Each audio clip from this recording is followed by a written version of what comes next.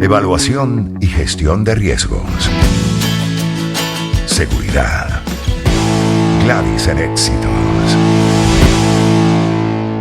Bien, son las 4:30 y tenemos ya en línea a Román Camacho, es periodista más especializado en la fuente de sucesos, reportero de Unión Radio, para actualizar la información con relación a lo que es este operativo por parte del gobierno, específicamente al sistema penitenciario, con el ánimo de poder retomar el control, adicional mejorar lo que hasta hoy no funciona y supuestamente lograr ese plan de lo que es el sistema penitenciario en este país y en cualquier otro, de una reinserción adecuada de los que son privados de libertad por cometer delitos.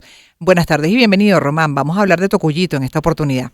Muchísimas gracias, Gladys, por la invitación. A ti gracias por estar con nosotros y entre otras, por ejemplo, dice acá unionradio.net que la madrugada de este miércoles el Gobierno Nacional intervino el penal de Tocuyito en Carabobo, un mes después de que tomara el control de la cárcel de Tocorón, y es parte de la operación Gran Cacique Guaycaipuro, con la que también tomaron el centro penitenciario del Estado de Aragua en septiembre pasado. Entre otras cosas, han dicho que tienen control total de la cárcel y que no van a permitir que se vuelva a instalar el concepto de pranato, ¿no? ¿Cuánto más de este tipo de operativo hace falta para que se retome el control del sistema penitenciario, pero sobre todo que comience a funcionar como es debido? Bueno, mira, después de un mes que tomaron Tocorón, ahora tomaron Tocuyito. Tocuyito era una de las 6 cárceles que quedan fuera del régimen penitenciario que había instaurado Iris Valera cuando estuvo a la cabeza del Ministerio de Asuntos Penitenciarios. Uh-huh. Falta todavía el internado judicial de Yaracuy, que en San Felipe. También faltaría el internado de Puente Ayala, que queda en Barcelona. También faltaría el que está en el Estado Bolívar, el de Vista Hermosa, y el conocido como el de La Pica en Maturín, y el judicial de Trujillo en Santa Rosa. Todos estos penales todavía están bajo la figura del pranato. Ellos siguen cobrando su causa, siguen bajo su propio régimen, pues. Uh-huh. Claro, entonces, son muchas acciones por emprender, pero ¿qué ha pasado, por ejemplo, en lo que ya hasta ahora en lo que se ha hecho intervención, por ejemplo, como fue el caso hace un mes en Aragua? Bueno, en Aragua todavía, en lo que es Tocorón, el penal de Tocorón, todavía lo están remodelando y están bajo esa fase de reestructuración. Aún no han dado mayor información, todavía no han trasladado los presos nuevamente o de otras cárceles, no creo que trasladen a los mismos presos, sino que los vayan a llevar de otras cárceles que también se encuentran hacinadas, donde tienen toda esa población hacinada. La cárcel de Tocuyito tenía, según el Observatorio Venezolano de Prisiones, tenía 3.671 privados de libertad. Y contando, nada más sacando la cuenta, que Néstor Richardi, conocido como Real Seven, que supuestamente ahora era productor musical y todo eso es el penal, él cobraba una causa, que lo que era un cobro de vacuna, por así decirlo, a cada preso, de $20, lo que le dejaba más de $75,000 mensuales. Entonces, por eso es un negocio muy lucrativo para esta figura del PRAN y para toda su organización criminal. Sí, por cierto que estas declaraciones me llaman la atención de Ceballos cuando dice que, entre otras, el material hallado en Tocuyito, que es bastante, iba a ser usado fuera de las cárceles para enfrentar al Estado venezolano. Bueno, eso, cuando él dice enfrentar al Estado venezolano, bueno, eso ya es por parte de las bandas delictivas y criminales cuando cometen su secuestro. Ya la parte política y hacia donde lo quiere llevar, ya yo no creo que de verdad, o sea, el delincuente no se mete en política, eso nunca se ha visto ni se verá. No, porque aquí también ha habido la teoría siempre de que han existido estos grupos de choque, instalados dentro de esos grupos, esas bandas delictivas que han servido de repente desde el punto de vista ideológico, en defensa de una ideología o una postura política en los últimos 20 años. O sea, que ¿tú no crees que esa teoría, esa postura sea válida? No, estas bandas delictivas que operan desde las prisiones, ellos simplemente buscan lucrarse ellos y crear alianzas con otras bandas delictivas, como lo fue con la Cota 905, con el Locoleo en el Valle, con el Tren de Aragua, el Tren del Llano, con ese tipo de organizaciones criminales, pero ya de grupos de choque, de verdad, que quieran hacia la política, no, para eso ya ellos tienen otros grupos que andan libremente por la calle. Entiendo, claro, otro tipo, otra modalidad. Exactamente. Exacto, sí. Pero esto, y el Tren de Aragua, luego de lo que fue la intervención de Tocorón, ¿qué ha pasado con esa mega banda delictiva que actúa además en la región? Hasta el momento se desconoce el paradero de Niño Guerrero.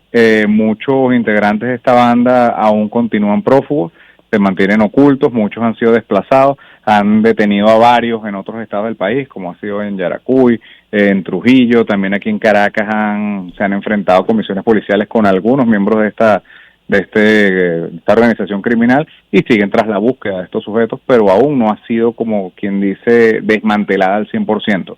Ellos tienen células en otros países y aquí en Venezuela han sido desplazados y se desconoce su paradero. Por cierto, pregunto, Román, porque tú vienes haciendo seguimiento a este y otros sucesos, por supuesto, dentro de la especialidad que como periodista tienes en La Fuente. Y una de las preguntas que me hago es, ¿por qué en este momento se está tomando este tipo de control de los centros, de las cárceles venezolanas? ¿Por qué antes no se hizo?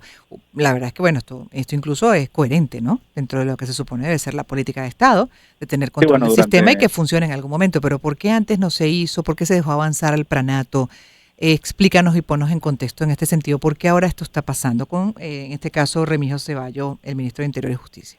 Mira, cuando se permitió esta figura del pranato, era como una especie de zonas de paz, pero desde la cárcel. Esta figura se creó para crear un control dentro de esa prisión a los privados de libertad, pero por una figura de ellos mismos, sin intervención del Estado.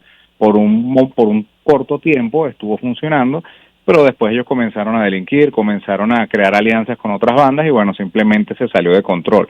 Ahorita se ataca y no se atacó mucho antes porque bueno, estaban evaluando lo que es el costo político. Cuando uno hablaba de Tocorón, uno conocía la cantidad de armas, la cantidad de privados de libertad que se encontraban en esa cárcel, todo el armamento que ellos poseían y bueno, se sabía que si se realizaba un operativo o hubo una operación dentro de esa cárcel iba a ser una masacre, o sea, iba a ser muy violenta.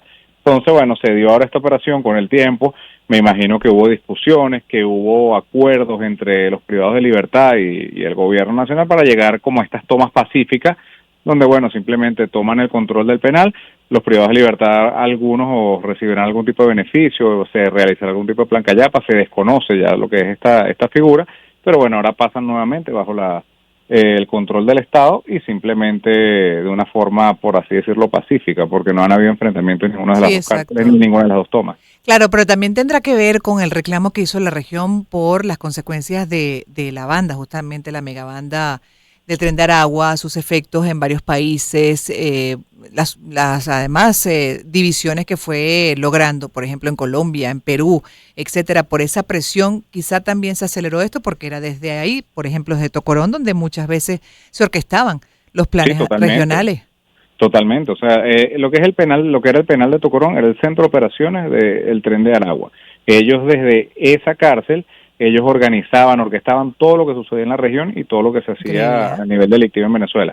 Entonces, por eso es un duro golpe a ese grupo delictivo. Y sí, pudo haber sido ante presiones internacionales de otros países, sí. Debido a que en la región sí hay muchas células, en Colombia, en Ecuador, en Bolivia, en Perú, hasta en Brasil se estaba comenzando a ver, entonces sí era un problema ya de toda la región que se está viendo afectado. Quizás también por eso, ¿no? Se sintieron presionados, sí, pero bueno, la realidad es que se está haciendo. Entonces, ahora, ¿qué sabes? ¿Cuál es la siguiente etapa? Bueno, la siguiente etapa sigue como la de Tocorón, se está buscando las otras prisiones, las otras cárceles, retomar el control por parte del Estado.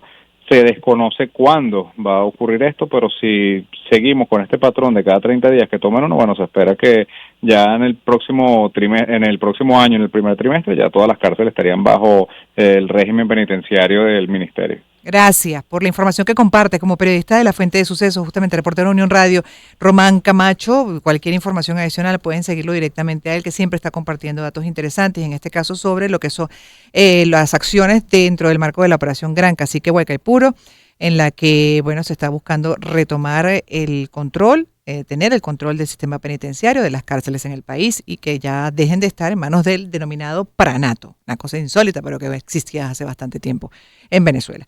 4:38, vamos a hacer pausa. Escuchamos música.